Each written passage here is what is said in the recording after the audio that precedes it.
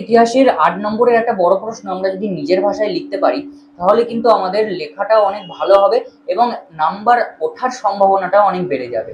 তবে তার আগে আমাদের কিছু স্ট্রাকচার ফলো করতে হবে, আমাদের কিছু বিষয় ফলো করতে হবে। তো এই ৮ নম্বরের প্রশ্ন নিজের ভাষায় লিখতে গেলে কেমন কি স্ট্রাকচার ফলো করবে, কেমন ভাবে তোমরা কোন কোন বিষয়গুলো ফলো করবে, চলো আজকের এই ভিডিও থেকে জেনে নেওয়া যাক। তবে তোমাদের সমস্ত চাহিদা পূরণ করছি, সেহেতু আমার একটা চাহিদা রয়েছে। দেখো, আমি হিস্ট্রি লার্নিং বলে আমার একটা ফেসবুক পেজ খুলেছি, লিঙ্কটা আমি তোমাদের দিয়ে রাখবো, সেখান থেকে অবশ্যই গিয়ে সেই পেজটা অবশ্যই ফলো করে দিও এবং সেখানে যা যা ভিডিও দেবো সেগুলো অবশ্যই একটু একটু করে সাপোর্ট দিও, ঠিক আছে? এটুকুই চাওয়া, আশা করছি তোমরা পূরণ করবে। তো চলো আজকের পুরো টপিকটা বুঝে নেওয়া যাক। দেখো, একটা ৮ নম্বরের প্রশ্ন লেখার ক্ষেত্রে আমাদের যে যে স্ট্রাকচারগুলো মেনটেন করতে হবে, যে যে বিষয়গুলো ফলো করতে হবে, সেগুলো হচ্ছে সব থেকে গুরুত্বপূর্ণ। কি জানো? প্রথমেই ভূমিকা। একটা বড় প্রশ্ন লিখতে গেলে আমাদের সব থেকে মাথায় রাখা দরকার কোনোভাবেই যেন এই ভূমিকাটা মিস না হয়ে যায়। লিখবো তো আমরা একটাই, তখন ভালো করেই লিখবো, তাই তো? তো এইটা লেখার ক্ষেত্রে আমরা যাতে ভূমিকাটা দিতে পারি সেটা কিন্তু অবশ্যই মনে রাখবো। আর শুধু ভূমিকা দিলেই হবে না, ভূমিকাতে শব্দ চয়নটা অত্যন্ত গুরুত্বপূর্ণ। কারণ তোমার ভূমিকাটাই ডিসাইড করবে তোমার খাতা আদৌ কি এক্সামিনার পুরোটা দেখবে নাকি আর্ধেক দেখেই স্ক্রিপ্ট করে যাবে, ঠিক আছে? সেহেতু ভূমিকাটা তোমাকে খুব ভালোভাবে দিতে হবে। ধরো তোমাদের পরীক্ষাতে প্রশ্ন এসেছে নীল বিদ্রোহ সম্বন্ধে, তাহলে ভূমিকাটা কিভাবে লিখবে, কেমন ভাবে লিখলে তোমার এক্সামিনার খুশি হবে? দেখো, আমাদের একটু ভাবতে হবে যে মহাবিদ্রোহ হয়েছিল নীল বিদ্রোহের আগে। তো মহাবিদ্রোহকে যদি টেনে এনে আমরা এখানে জুড়ে দিই তাহলে কি নাম্বার আমাদের কমে যেতে পারে? না, একেবারেই না। তার থেকে আমাদের অনেক বেটার হবে নোটটা দেখতে। কেমন ভাবে লিখতে পারি?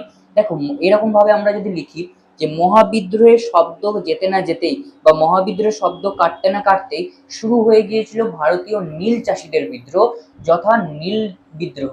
ঠিক আছে, এটুকু লিখলাম। তারপর লিখলাম 1859 সালে শুরু হওয়া এই নীল বিদ্রোহের পেছনে অনেক গুরুত্বপূর্ণ কারণ রয়েছে যেগুলো না বললেই নয়। এই সমস্ত কারণগুলি নিম্নে আলোচনা করলাম। ব্যাস, তারপরে হাইফেন দিয়ে দিলে। এবার কারণটা তোমরা হেডিং করলে কালো কালিতে।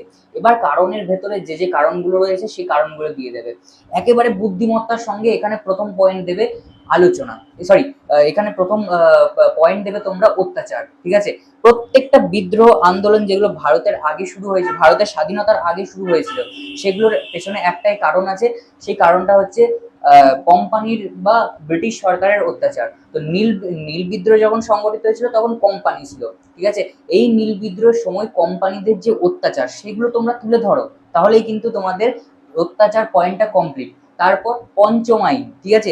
এই পঞ্চম আইনের ভেতরে কি কি ছিল সেই আইনটা তোমরা তুলে দাও, ব্যাস তাহলেই হবে। এই আইন সম্বন্ধিত যদি কোনো ঐতিহাসিক কোনো মন্তব্য করে থাকেন তাহলে সেটাকে কোটেশন দিয়ে দাও। ওহ, তোমার মানে যিনি তোমার খাতা দেখবেন তিনি তোমার উপর ফিদা হয়ে যাবে, ঠিক আছে? একেবারে ফিদা হয়ে যাবে। তো উনি নাম্বার দিতে বাধ্য, ঠিক আছে? এই ছোট্ট ছোট্ট ট্রিক্স গুলো অবলম্বন করো। ৮ নম্বরের প্রশ্ন লেখার ক্ষেত্রে তোমাকে যে আমি একেবারে বড় করে কিছু বুঝিয়ে দেবো বা বড় করে যেগুলো মাথায় ঢুকবে না, মাথার ওপর দিয়ে চলে যাবে, সেইগুলো নয়। একেবারে যেগুলো জানলে নয়, যেগুলো আমাদের লিখতে হবে সেগুলোই আমরা লিখবো।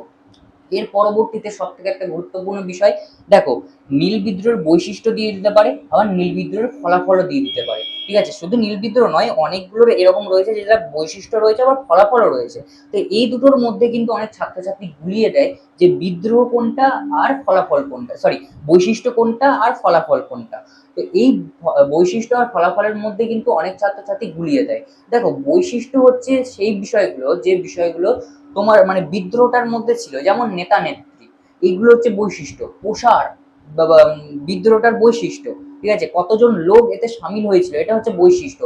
যেমন ধরো আমি তোমাদের সাথে কথা বলছি, এই যে আমার দুটো হাত দেখতে পাচ্ছ, এই দুটো হাত কিন্তু আমার বৈশিষ্ট্য।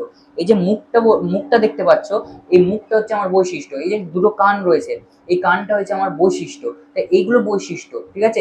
বিদ্রোহটার মধ্যে কি ছিল, কি যুক্ত ছিল, এটা হচ্ছে বৈশিষ্ট্য। আর ফলাফল কি? রেজাল্ট।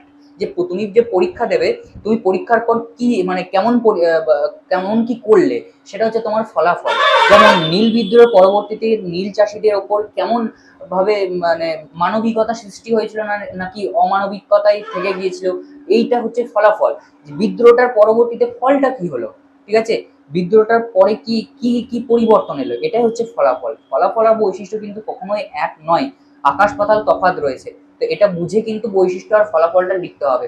বাদ বাকি তোমরা যেমন ভাবে লেখো ভাই, প্রথমে ভূমিকা আর শেষে উপসংহারটুকু দিলেই যথেষ্ট। আর উপসংহারটা কিন্তু খুব ভালোভাবে গুছিয়ে লিখবে।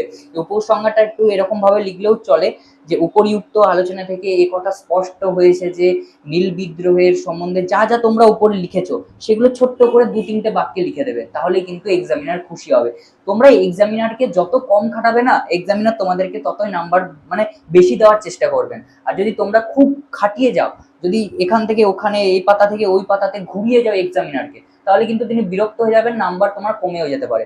একেবারে বিরক্তিকর কিচ্ছু লিখবে না, যেটুকু চেয়েছে সেটুকু লিখবে।